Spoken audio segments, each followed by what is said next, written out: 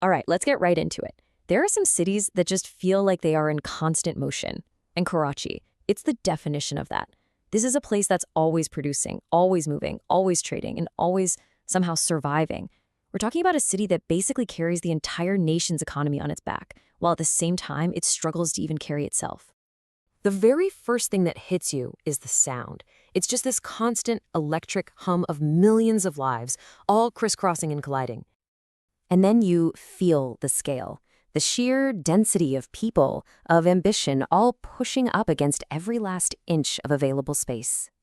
But if you strip all that away, you're left with one single critical fact.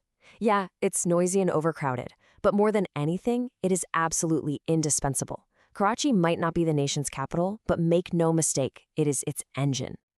So how in the world did it get this way? Well, to really get Karachi today, you have to go back to its beginnings, which were, to put it lightly, chaotic and completely unplanned. This isn't a city that had a slow, gentle growth. It was forged in a series of shocks. It all kicks off in 1947 with Partition. Almost overnight, this port city is transformed into the economic heart of a new country, Pakistan. In the decades after, waves of migration just kept coming, completely unplanned. And you know what? That pattern has never stopped. People are still arriving today, driven by money, politics, even climate change. Karachi doesn't grow because it's ready for more people. It grows because it has no other choice.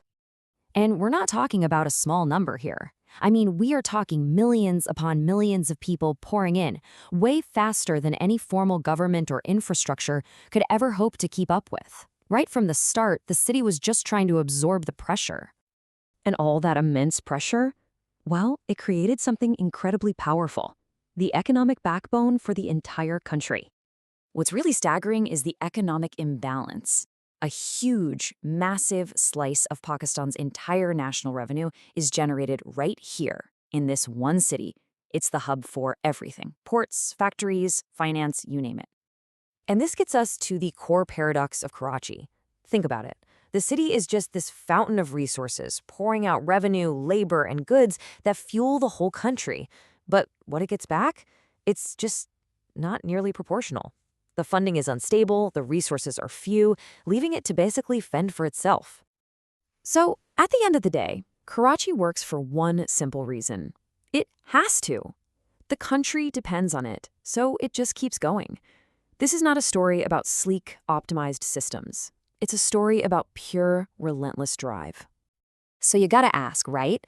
If the formal, official systems are underfunded and totally overwhelmed, how does the city with millions of people actually work day to day? Well, that brings us to Karachi's secret weapon, its informal operating system. Informality. That's the key word here. It's the name for all the unofficial, creative, adaptive ways that people get things done. When the official plans couldn't keep up with the explosive growth, people just built their own systems to survive. And you see it everywhere you look. Informal settlements providing homes for millions. Unofficial bus networks that are the lifeblood of the city's transport. People figuring out clever ways to get water and power. This informal economy, it's what provides the jobs that keep families afloat. Seriously, without it, the city would just stop. And this right here is probably the most important insight into Karachi. What looks like total chaos from the outside, it's not failure. It's actually a kind of high-speed adaptation. It's a system of improvisation that was born to work under immense, constant pressure. But, living on that edge, functioning under that much pressure all the time, it has real consequences. It means the city is permanently operating at its breaking point, which puts a massive strain on everything and demands an unbelievable amount of resilience from its people. It's like this never-ending loop. The infrastructure gets totally overwhelmed, so an improvement is made, maybe a new road or a power line, but the population just keeps growing and it immediately swallows up that new capacity. And boom, the system is right back where it started, completely overwhelmed. So what does that actually feel like for the people there? It means traffic isn't just traffic. It literally dictates your schedule, your sense of time. Power outages aren't an inconvenience. They shape your daily routine. And yet, this is where the city's spirit really shines. An incredibly vibrant culture. The food, the music, the humor, it all thrives in this pressure cooker. And it's a crucial escape. And that's the key, isn't it? Karachi's survival isn't just an economic statistic. It's emotional, It's the spirit of the people, their culture, that keeps the city's heart beating, even when its formal institutions are on life support. Which brings us to the future. Look, the growth is not going to stop. People will keep coming to Karachi looking for a better life. So the real question isn't whether the city can handle more growth. The real question is whether the nation it props up will finally give it the support it so desperately needs.